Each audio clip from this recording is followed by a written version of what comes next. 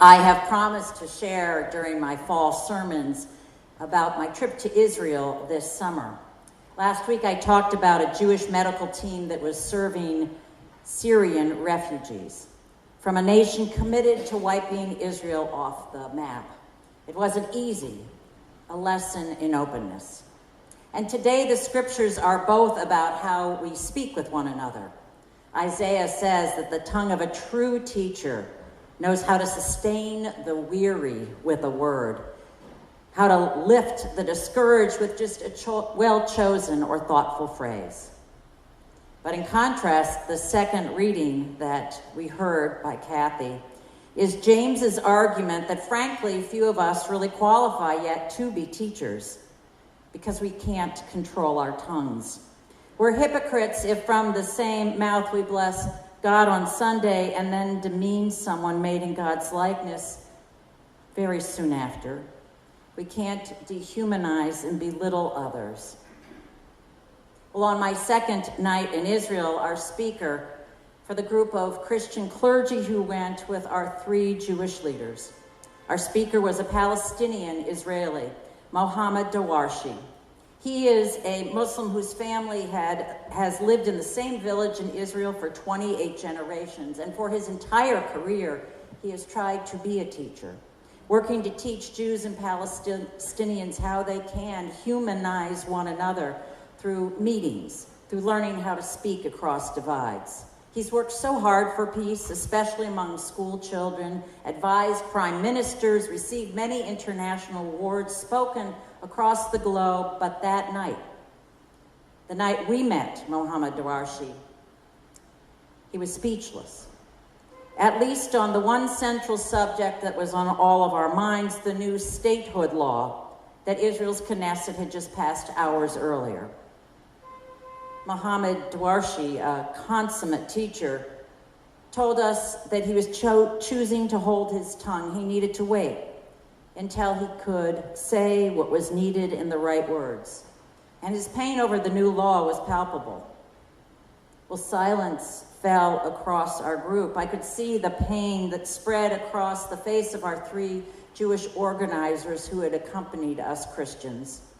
The newly adopted law had removed Arabic from the 3 official languages in Israel: Hebrew, Arabic, and English.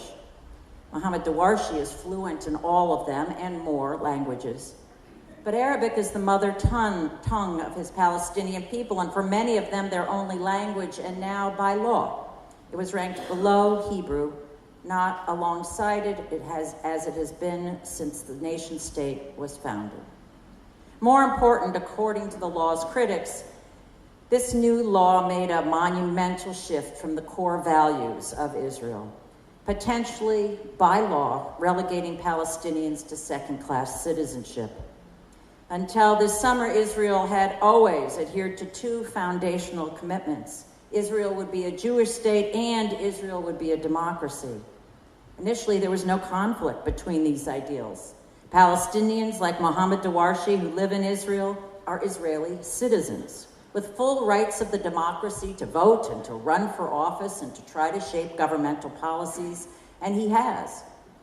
But over the years, Israel's Palestinian population has grown faster than the Jewish population, due first to a higher birth rate among Palestinians, and due second to the addition of new Palestinian territories within Israel's borders after the 1967 war, particularly the Gaza Strip and the West Bank. Now, conservative Jews in government today worry that were these territories ever to permanently become part of Israel, and were every Palestinian granted the vote, Palestinians could potentially control the Israeli government, and Israel would no longer be a Jewish state. And ominously, the new law passed this summer no longer recites the twin ideals of Israel as both a Jewish state and a democracy, only the former. Palestinian leaders like Dawarshi see it creating a possible open door to a future stripping of their rights to vote and other basic democratic values. And now Mohammed Dawarshi decided he would hold his tongue. Mohammed Dawarshi works at Givat Haviva. It was founded in 1949 by Jewish and Arab Israelis in order to create a shared society of Jews and Arabs. To do so has never been an easy task. Dawarshi would say that there is an analogy to a horse and rider. The horse and the rider go for a beautiful ride. They ride together in rhythm toward the same destination, seemingly as if one, but at the end, the horse is led to the stable to eat hay, and the horse rider goes to the castle to have a steak. And for many years in Israel, says Dawarshi, that is what has happened. The horse being the Palestinians and the Jews being the horse rider. Discriminations against Palestinians that seem to work out for a while, but then both return to their separate and unequal state. You have undoubtedly read about the poverty rate, far higher for Palestinians, the educational attainment, far less. And while they might coexist, Dawarshi said, it's not a shared society. Rather, as perhaps St. James would say, all those made in God's image are not treated as if they are all God's children. Each year, children in the school system are surveyed on a racism index. All the Jewish children, all the Arab children, all the Christians, and others. They answer questions like these. Are Arabs clean or dirty? Would you be willing to go to school with the other? Would you be willing to have your family live in the same apartment building? And the majority of both Arab and Jewish kids qualify as racist. They hold prejudices about a whole class of other people. Why? Dawarshi tells us. First, only 8% of all people in Israel live in mixed towns or neighborhoods. Jewish villages stand on one hill and then a Palestinian village on the next. In cities, it's the same with very divided neighborhoods. 92% of the whole population living completely separated. In education, the separation is worse. 99% of all children in Israel attend religiously segregated schools with other Jews like themselves or Muslims or Christians. That was the result of an early choice to allow the teaching of religion in public schools, and people chose to be taught their religion. This pattern of separateness by Jews and Palestinians does change a little at university and later at work, said Dawarshi, but it's a bit too late. Fewer than a fifth of the university students are Palestinian. And in the high-tech industry, which generates 40% of Israel's GNP now, only 3% of the employees are Palestinian. Why? Well, the military does a fine job of identifying promising students who should work in high-tech, and they get placed in intensive classes. But since only Jews serve in the conscripted military, only they are considered trustworthy. Only Jewish students benefit from these classes. They're the only group who can be selected. Dawarshi's own daughter has just become the first Arab in a Jewish firm of 850 professionals.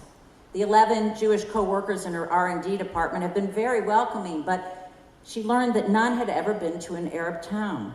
None had ever invited an Arab to a Shabbat dinner. Now they have. But they had known no Arabs before her other than gardeners or waiters. And from not knowing one another, beginning in childhood, the seeds of our tendency to dehumanize other groups had begun. Dawarshi's group, therefore, for years, has sought to counter all of this. They've created programs to introduce Arabs and Jews to one another because groups can't create a shared vision of a society without knowing each other. At first, Dawarshi created schools where both Jewish and Muslim students would, of course, come together and attend every day. But given the separate neighborhoods where Arabs and Jews live, it was going to mean busing children to another village, and parents were nervous and the cost was high, and, well, we in Boston know that story. So if children couldn't be bused, he thought perhaps a teacher could be. And in a new program, an all-Jewish student, all-Jewish school or an all-Arab school receives a teacher from the other group, an Arab teacher, one, at a Jewish school to teach Arabic. A Jewish teacher joins the faculty of an Arab high school to teach Hebrew had never been done. To get parents and school administrators to agree to let that one Jew or Arab teach in the school, Darwashi doesn't talk about coexistence or shared society. He is practical. He tells the Arab parents that their children's career prospects will be better if they know Hebrew, because that's true. And he also tells Jewish parents that knowing Arabic will make their kids feel more secure. And that's true too. One Jewish parent had taught her child that whenever he heard Arabic spoken on the bus he was riding, he should punch in on his phone the equivalent of 911 and keep his finger on the call button, just in case. And of course, there have been many terrorist bombings on buses in Israel.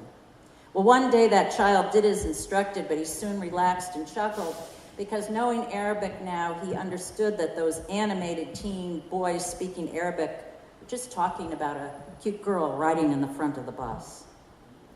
854 schools have Arab teachers teaching Jews or the reverse. 300,000 kids each year.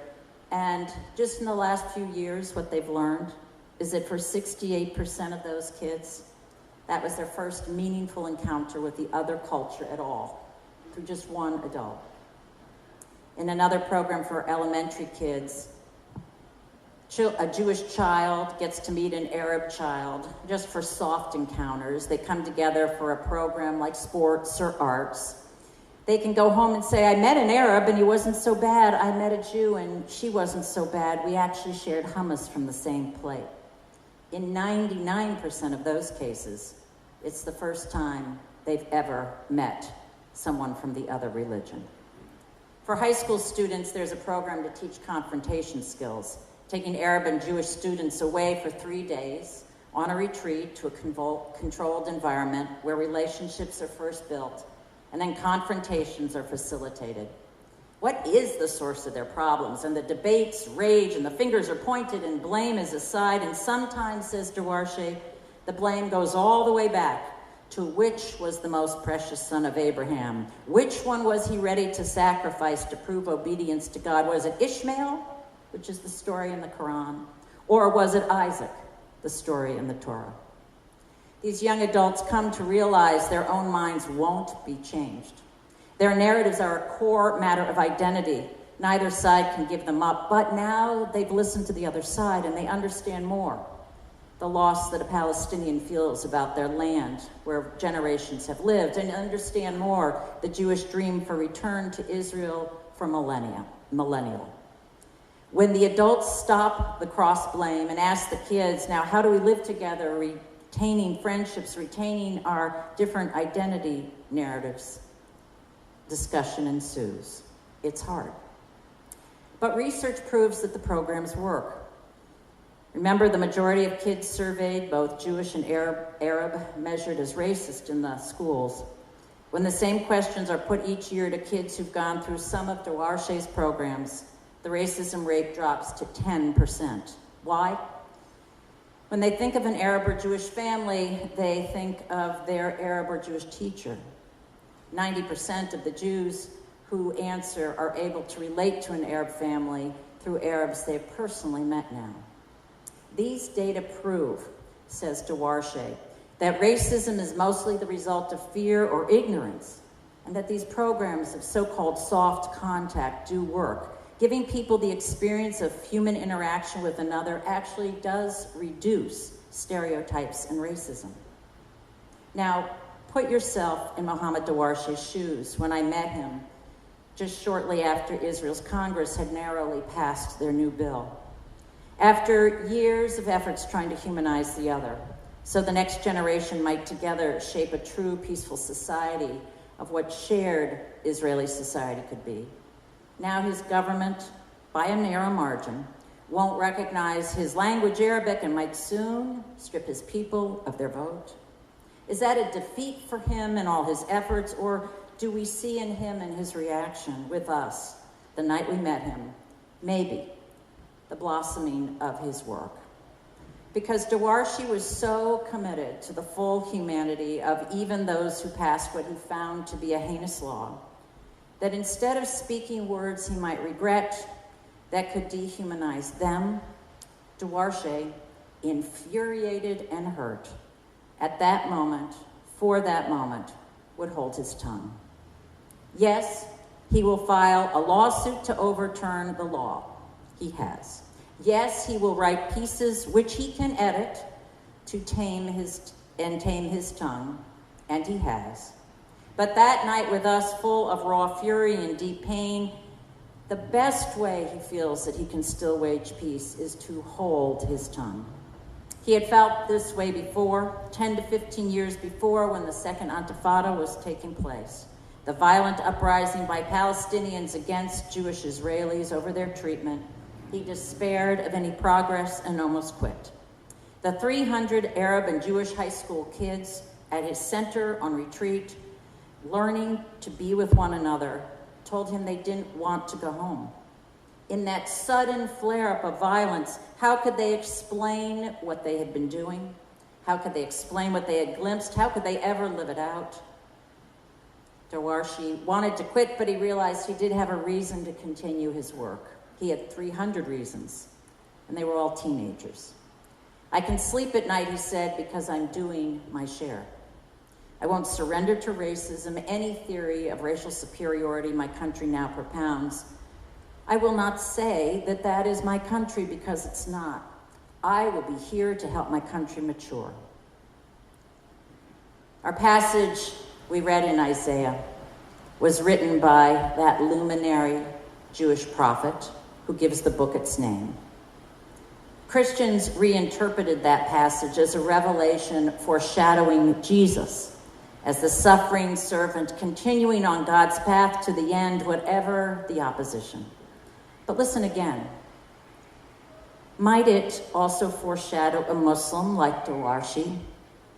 Could it foreshadow you?